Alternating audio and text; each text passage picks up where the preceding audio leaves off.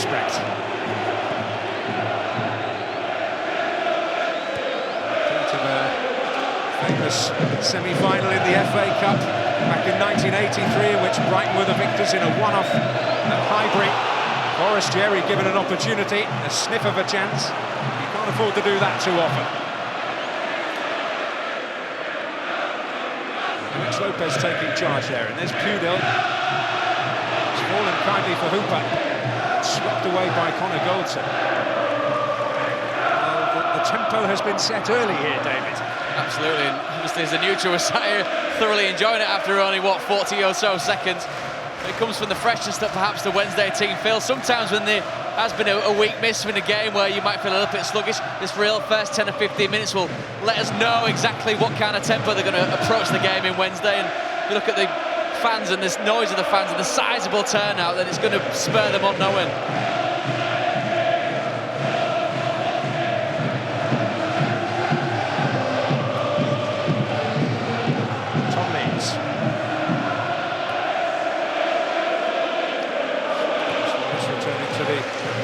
Wednesday lineup after suspension. Red card against MK Dons didn't cost him his part in the post-season campaign, as for a couple for Brighton, one temporarily. Here's Hooper, Bannon arriving at the back, it's Forestieri, and it's Anthony Knockart, his first major contribution, a defensive one. The same season, and I seem to recall the semi-final was quite memorable for him. Lee, Hooper, Jack Hunt, in towards Kieran Lee, an important intervention there by Gordon Greer. Certainly caught it well enough there, did Hunt. Well, Ross Wallace. Captain does his job here, getting on the end of a very, very strong cross by Jack Hunt. Good number of players in the box by Wednesday, 4 in total. So ambitious at the end. Well, ambitious, but his left foot is something a little special, isn't it? Ross Wallace, he's been their most creative player, and as you can see, knows the course. I think sometimes when you do see the ball bouncing out and you see a certain type of player trying to take on a shot from 25 yards out, your eyes roll, but it's quite right to say, Dan, the ability of Ross Wallace is absolutely undeniable. Knockart kept it in, and it allows Bruno to make tracks down that right side, and Baldock's effort, very importantly blocked by Glenn Louvens. That was a good blocking in. We're stood directly behind this. Does really well to keep it in, Anthony Knockart. I thought he'd made the wrong choice here, Bruno, as it comes back. Louvens gets as close as possible as he can. Just look, the little nudge off the back of the skipper's head takes it away from goal. Set plays, a big Brighton strength when Scalak delivers them in particular. Oh, and Hemed, it cannoned off the post.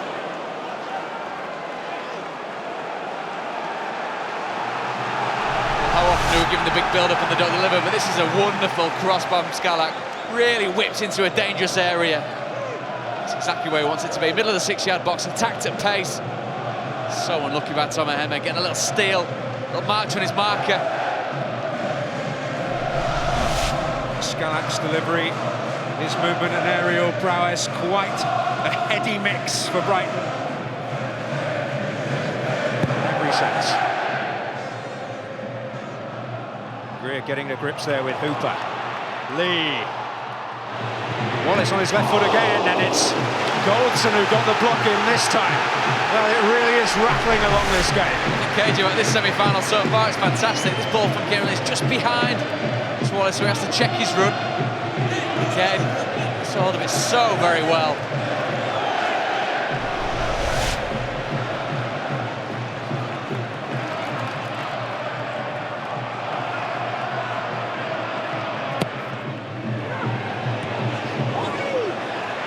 Still jousting forward in there. Forestieri was involved. Gordon Greer to sweep it away. Forward by Hunt. Pudil up against Bruno. Dig it out. Forestieri. Wallace! Really telling touch by Stockdale. That's an important save. He's getting gradually closer, Ross Wallace. It's one of the best of the bunch so far. What a save by Stockdale as it comes through bodies as well. They've kept as many clean sheets this season as any Wednesday side ever has. Forestieri takes the chance.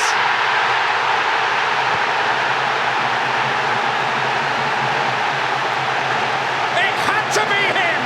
Sheffield Wednesday's star man comes up with a breakthrough.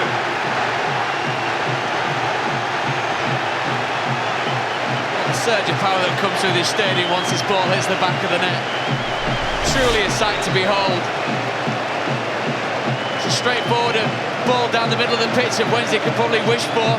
Brighton have got to do so much better dealing with it. Takes it so early, Forestieri. I don't think Stockdale is allowed to get set, is allowed to know where the ball's going to go. Get dragged out of position, the two centre-halves.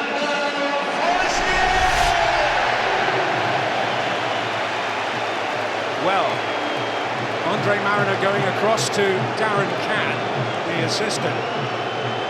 They were desperate for a flag against Forestieri. Well, have they reversed the decision? It looks that way. Now Carlos Carvalhal is apoplectic on the bench.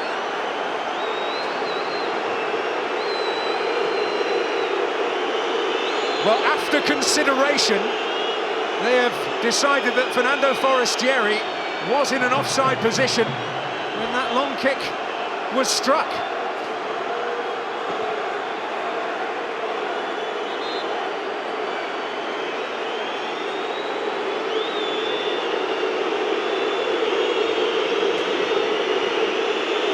Well, every picture tells a story. Well, have they got it right in the end? Well, we definitely don't need clarification on Carlos Carvalhal's take on this. We'll take that into context there. It's Fernando Forestieri going way offside, but he's back onside with the flick. But did he touch it? And that shot, the linesman's run off there. The assistant referee's nowhere near to be seen to make the decision.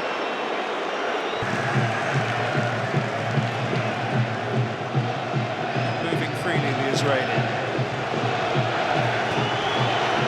Maybe that 5 minutes he was given to run it off is up.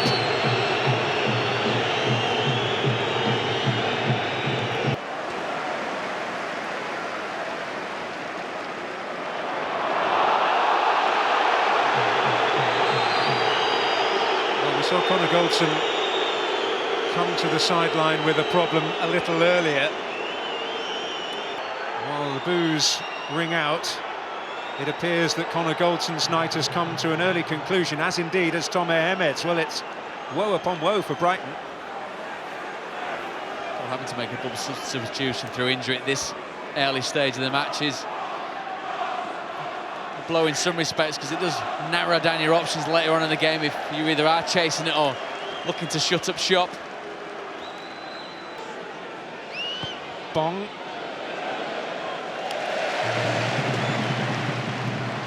Up to Hooper. Very businesslike here from Wednesday. Wallace, punt moving up outside him.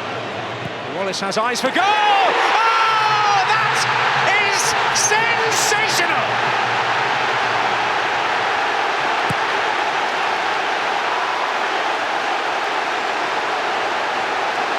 Well, nothing's going to cut short their joy this time.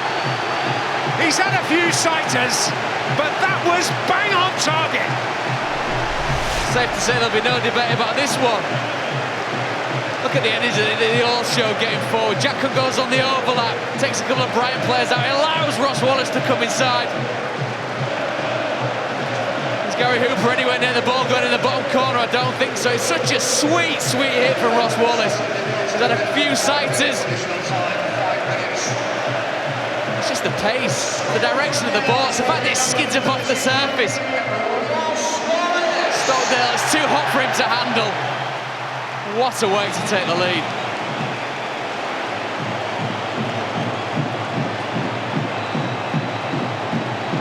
He's not been a good watcher during his spell out of the side because of suspension. But he'll watch that one over and over and over again. A great full debut for them down at Arsenal in the FA Cup, where he was charging around like he owned the place. Lee.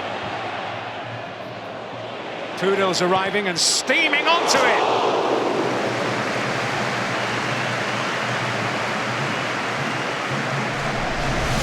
He has got the option here of being able to lay in a ball to Barry Bannan, but it sits up so nicely for him for the ball across from Kieran Lee. Bounces a little bit, gets it sweetly enough.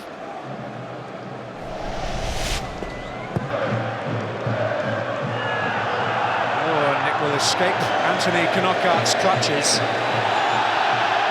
Now he's in trouble. There could be an even bigger trouble here if Forestieri has his way. Hooper is offside. Almost dismissive arm out from Ross Wallace, who was right in front of Scott Ledger, the assistant, at every decision the officials make now. But Knockaert is really in trouble. Real concern for Chris Hughton, not only just from a sheer numbers point of view, but from the kind of player, the calibre of player that is looking at, just goes underneath him there as he's going through. And this is a real test of Anthony Knockaert. Can he understand the situation? Can he look to work through it? If it's his ankle that is turned, then it's a hell of a pain to have to run through.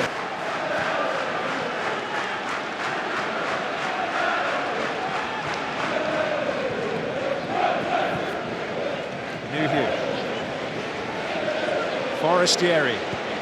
Hunt is always an option, and here he is. Forestieri. Can he pick the way through? Oh, he has! And it's finished superbly! Kieran Lee's delight! Sheffield Wednesday's delight!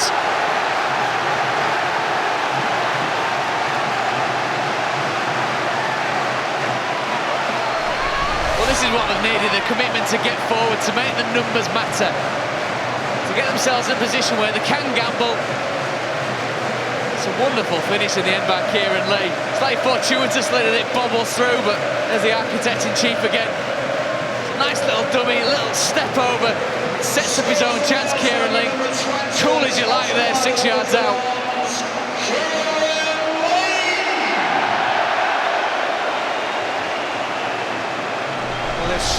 Often understated, underrated figure has scored a critical goal for Sheffield Wednesday. It's an inspiring sight, it really is.